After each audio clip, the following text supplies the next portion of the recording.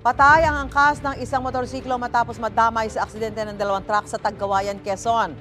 Sa dashcam video, kita ang pag-overtake ng truck na yan sa ilang sasakyan sa Quirino Highway sa Barangay San Vicente.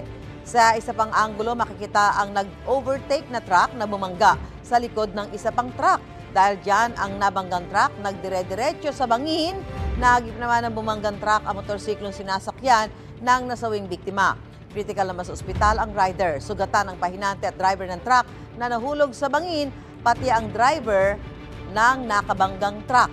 Base sa investigasyon, nawala ng preno ang nakabanggang delivery truck. Nakatakdang mag-usap ang may-ari ng dalawang truck. Walang pahayag ang pamilya ng mga sakay ng motorsiklo. Sa Surigao City, patay rin ang 4 na sakay ng 2 motorsiklo matapos araruhin ng isang truck sa Barangay Quezon. Base sa investigasyon, lumihis sa linya ang truck at inararo ang isang van at 2 motorsiklo na nasa kabilang linya. Pumailalim sa truck ang 2 sakay ng isang motorsiklo habang tumilapo naman sa kalsada ang dalawang sakay ng isa pang motorsiklo. Walang sugatan sa naararong van. Damay naman sa insidente ang isang nakaparadang motorsiklo.